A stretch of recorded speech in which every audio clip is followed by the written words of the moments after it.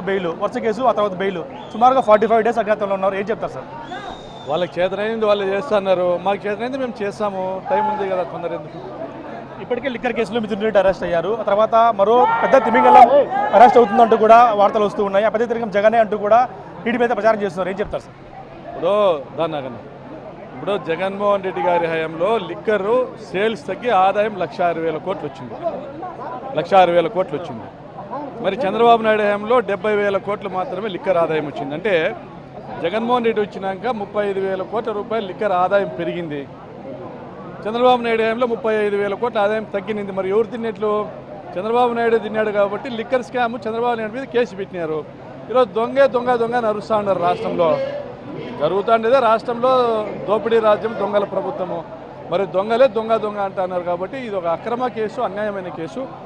హైదరాబాద్లో 11 పెట్టెల్లో 12 కోట్లకు పైగా నగదు లభ్యమైంది. హైదరాబాద్లో ఒక ఫామ్ హౌస్లో కూడా ఇది కూడా వైసీపీ నేతలకు చెందిన లిక్కర్ డబ్బే అంటూ కూడా ప్రభుత్వం సిట్టి కానీ లేదంటే టీడీపీ నేత ఆరోపిస్తున్నారు. డబ్బులు తీసుకొచ్చుకొని డబ్బాలు ఎవరు పెట్టుకుంటారన్న పోలీసు వాళ్ళు తీసుకుపోయి ఆడ పెట్టి వాళ్ళు చూపిస్తారు, మీడియాకి చూపిస్తారు, ఇదిగో డబ్బు దొరికిందని. 1,80,000 కోట్ల నిధులు తెచ్చినాడు, అప్పులు తెచ్చినాడు అమరావతి అని. ఏడవ కూడా రూపాయి ఖర్చు పెట్టలే. యాడిపోయినాయి ఆ డబ్బులు? అవి అక్రమ సంపాదన. నల్ల డబ్బు అంతా చంద్రబాబుదే. నల్ల డబ్బు 2 ఎకరాలు ఆయన 2 లక్షల కోట్లు పోయినాడంటే నల్ల డబ్బు కాకుండా ఆయన దగ్గర తెల్ల డబ్బు ఉంటుందా? మీరే చెప్పండి. మరి చిటిగా చెప్తే మా వాళ్ళందరూ 2 ఎకరాల వాళ్ళు కొల్లకున్నారు. ఈడ వాళ్ళు కూడా అంతా 2 లక్షల కోట్లు సంపాదించుకుంటారు. కాబట్టి అక్రమ సంపాదనకు brand ambassador care of address Chandrababu Naidu. ఇది ఈరోజు కాదు, ఏలనాపొత్తు నుంచి వాళ్ళ మామ రామారావు గారే చెప్పినారు, ఔరంగజేబు కంటే దుర్మార్గుడు ఇతన్ని నమ్మద్దండి అని. మరి అటువంటి దొంగ మోసగారి కాబట్టి ఇప్పుడు అక్రమ కేసులు మా మీద, మా నాయకుల మీద బనాయిస్తారు. రామగిరి ఎంపీ ఎన్నిక దగ్గర నుంచి మీ మీద వరుస కేసులు అజ్ఞాతము, వరుస కేసు అజ్ఞాతము ఇలా జరుగుతూనే ఉన్నాయి. ఏంటి దీనికి? ఇప్పుడు జిల్లాలో దుర్మార్గపు పరిపాలన నడుస్తూ ఉంది. అనంతపురం ఉమ్మడి జిల్లాలో దోపిడీ రాజ్యము స్పష్టంగా కనపడుతుంది ప్రజలకి. సబ్ రిజిస్టర్ ఆఫీసుల దగ్గర రోజుకు 20 లక్షలు 30 లక్షలు ఒక్కొక్క ఎమ్మెల్యేకి డబ్బులు పోకపోతే వాళ్ళకి నిద్ర రాదు. క్రషర్ల దగ్గర డబ్బులు వసూళ్ళు, ఫ్యాక్టరీల దగ్గర డబ్బులు వసూళ్ళు, రియల్ ఎస్టేట్ వాళ్ళ దగ్గర డబ్బులు వసూళ్ళు, మట్టి దోపిడీ.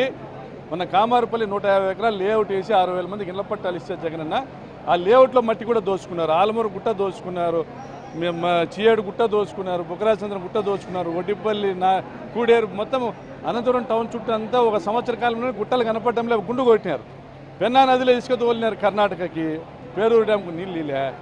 ఇది జిల్లా వ్యాప్తంగా కాదు, రాష్ట్ర వ్యాప్తంగా కూడా ఏదైతే రాష్ట్ర ప్రభుత్వము ఎక్కడైతే స్టాక్ పాయింట్లు పెట్టిందో ఇసుక, వాళ్ళ రిజల్ట్ అనౌన్స్ అయ్యి వాళ్ళకి ఫేవరబుల్గా అనౌన్స్ అయిన తర్వాత కొన్ని గంటల్లోనే స్టేట్ వైడ్ ఉన్న స్టాక్ పాయింట్ల నుంచి 25 లక్షల టన్నులు వెళ్ళిపోయింది. మొత్తం దోపిడీ. అంతెందుకు, నేను స్వయంగా నేను బాధితుడిని. మాకు సంబంధించినటువంటి వస్తువులు జగనన్న కాలనీలో మా తమ్ముడు కాంట్రాక్టర్గా పనిచేస్తాడు. వాళ్ళకి సంబంధించినటువంటి వస్తువులు 4-5 కోట్ల రూపాయల సామాన్లు దోచుకొని పోయినారు రాష్ట్ర వ్యాప్తంగా ఉన్న జగనన్న కాలనీలో. మళ్ళీ దాంట్లో కూడా ఇది మీరు తీసుకొని పోకూడదు, ఇది హౌసింగ్ అని మాట్లాడితే శ్రీరామ్తో మాట్లాడతావా, సిద్ధార్థతో మాట్లాడతావా అని వీడియోలు కూడా ఉన్నాయి. పెడతాం, బయట పెట్టాల్సిన టైంలో టీడీపీ లీడర్లు పోయి వాళ్ళ పేర్లు చెప్తాండే. ఇట్లా దోపిడీ ప్రభుత్వము జరుగుతూ ఉంది. కూనీలు చేస్తూ ఉన్నారు, దళితుల పైన అత్యాచారాలు చేస్తూ ఉన్నారు, దళిత బాలికల పైన. ఈరోజు బీసీ నాయకుల్ని చంపినారు, రైతుల్ని చంపినారు. ఇటువంటి దుర్మార్గపు పాలన పైన వ్యతిరేకంగా పోరాడాల్సిన అవసరం వాళ్ళే కల్పించినారు కాబట్టి నేను పోరాడుతున్నా.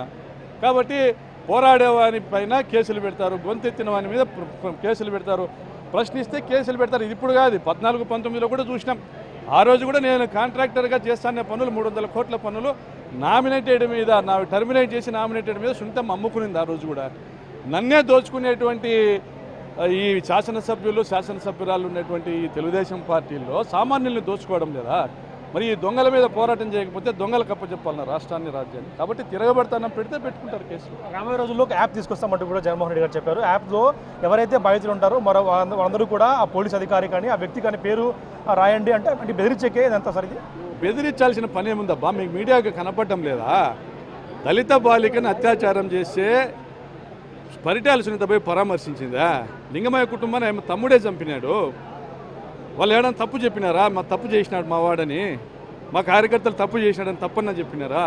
మీరే దొంగతనాలు మీ లీడర్లే చేస్తున్నారు. సునీతమ్మ స్వయంగా దోపిడీలు పాల్పడుతుంది. ఇక ఇది దానికి మమ్మల్ని ప్రశ్నించడం ఏంది? ఇది ఏం బెదిరించడానికి ఏంది? ఇది బెదిరింపులు ఏంది ఉండవు. ఈరోజు ఎవరికైతే అన్యాయం జరిగిందో వాళ్ళు కంప్లైంట్ ఇస్తే ఏ పోలీస్ స్టేషన్ పోలీస్ ఆఫీసర్ అయితే తీసుకోడో అది పద్ధతి ప్రకారం కోర్టు ద్వారా కేసు కట్టించాలి. ఆ న్యాయం కూడా జరగని పరిస్థితుల్లో ఈ యాప్లో ఆ అన్యాయాన్ని నమోదు చేస్తే ప్రభుత్వం వచ్చినాక తిరిగి కంప్లైంట్ తీసుకొని కేసులు నమోదు చేస్తాము. చట్టపరంగా వ్యవహరించాల్సినటువంటి ఆ అధికారి చట్టాన్ని అమ్మేయడం అనేటువంటి కార్యక్రమం చేసిన అధికారిని కూడా తప్పనిసరిగా శిక్షిస్తాం. లిక్కర్ కేసు ఖచ్చితంగా ఇది ఫాల్స్ కేసు, ఎన్ని వారంతకు వారే సృష్టించుకున్న కేసు ఇది అంటూ కూడా మాజీ ఎమ్మెల్యే ప్రకాష్ రెడ్డి చెప్తున్న పరిస్థితి. అదే కేసులు ఎండిపెట్టినా కూడా భయపడే ప్రసక్తి లేదు.